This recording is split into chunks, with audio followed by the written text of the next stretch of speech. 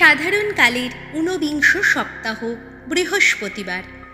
ধন্যা কুমারী মারিয়ার স্বর্গোন্নয়ন। প্রথম পাঠ বীরকন্যা জুদিথের কাহিনী, ১৩ অধ্যায়, পদ সংখ্যা ১৮ থেকে ২০ এবং ১৫ অধ্যায়, পদ সংখ্যা ৯।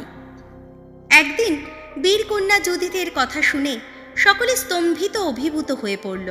তখন নগরের প্রধান উজ্জিয়া জুদিথকে বললেন, ওগো কন্যা, পরাৎপর ঈশ্বরের আশীর্বাদে ধন্য তুমি। এই পৃথিবীর সকল নারীর চেয়ে ধন্য তুমি, আর ধন্য প্রভু ঈশ্বর, স্বর্গ ও পৃথিবীর স্রষ্টা যিনি। তিনি পথ দেখিয়েছেন যাতে তুমি শত্রু নায়কের শিরচ্ছেদ করতে পারো। যারা ঈশ্বরের এই পরাক্রমের কথা স্মরণে রাখবে, তার ওপর তোমার আস্থার কথা তাদের মন থেকে মুছবে না কখনো। আহা, ঈশ্বর করুন, তোমার গৌরব যেন কীর্তিত হয় চিরদিন। তিনি যেন নিজেই তোমাকে ধন্য করেন শত আশীর্বাদে। কেননা আমাদের এই জাতি অবমানিত ছিল যখন, কই তুমি তো নিজের প্রাণের মায়া করনি তখন। সত্যি জেরুজালেমের মর্যাদা তুমি, ইসরায়েলের মহা গৌরব তুমি, আমাদের জাতির মহা গর্ব তুমি। প্রভুর বাণী। ভগবত বত্তা আন্নার গীতিকা।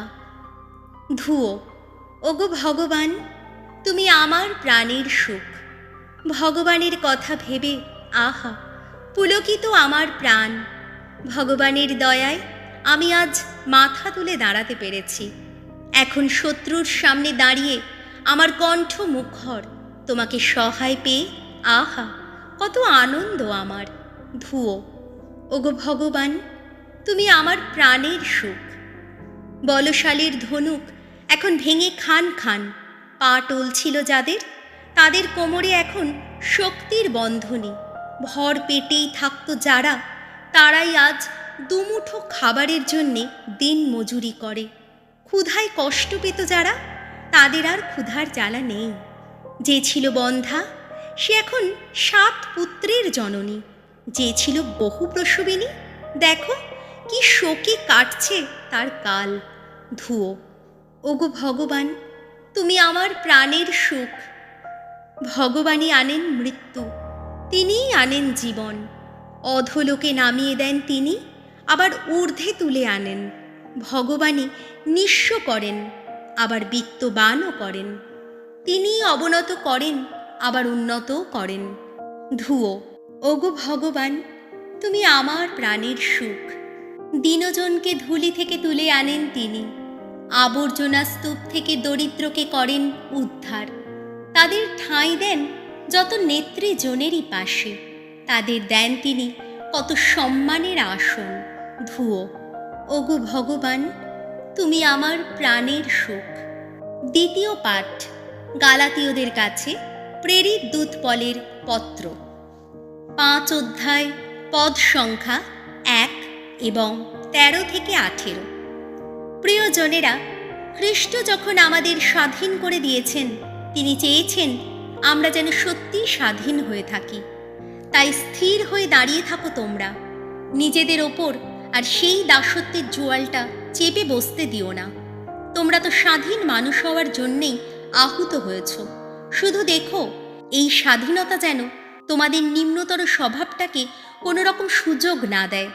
তোমরা বরং ভালোবাসায় উদ্বুদ্ধ হয়ে পরস্পরের সেবা করো, কারণ সমগ্র ঐশ্ববিধানের সার কথা এই একটি আদেশের মধ্যেই ব্যক্ত। তোমার প্রতিবেশীকে তুমি নিজের মতোই ভালোবেসো। তবে তোমরা যদি নিজেদের মধ্যে কামড়াকামড়ি খেয়েই করো, তাহলে সাবধান, তোমরা কিন্তু তাতে নিজেরাই নিজেদের সর্বনাশ ঘটাবে।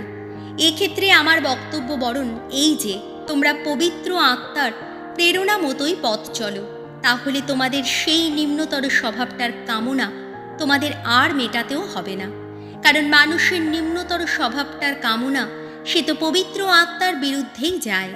এদিকে পবিত্র আত্মার ইচ্ছা কিন্তু সেই নিম্নতর স্বভাবটার বিরোধিতাই করে।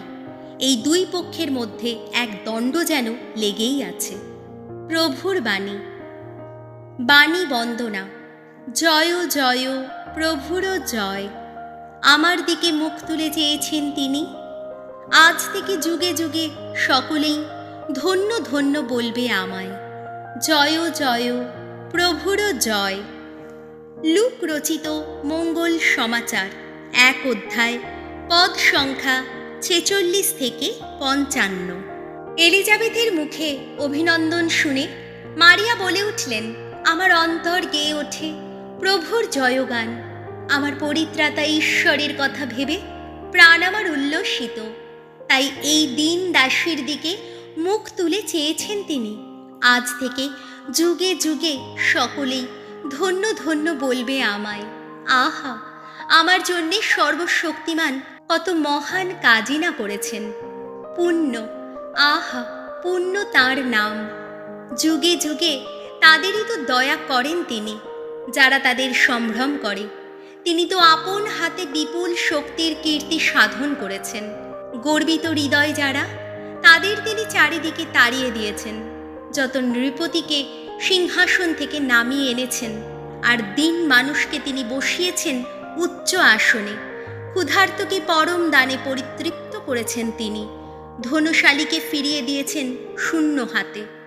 আমাদের পিতৃপুরুষদের কাছে তার সেই প্রতিশ্রুতি রক্ষা করে তিনি তার সেবক ইসরায়েলের সহায় হয়েছেন।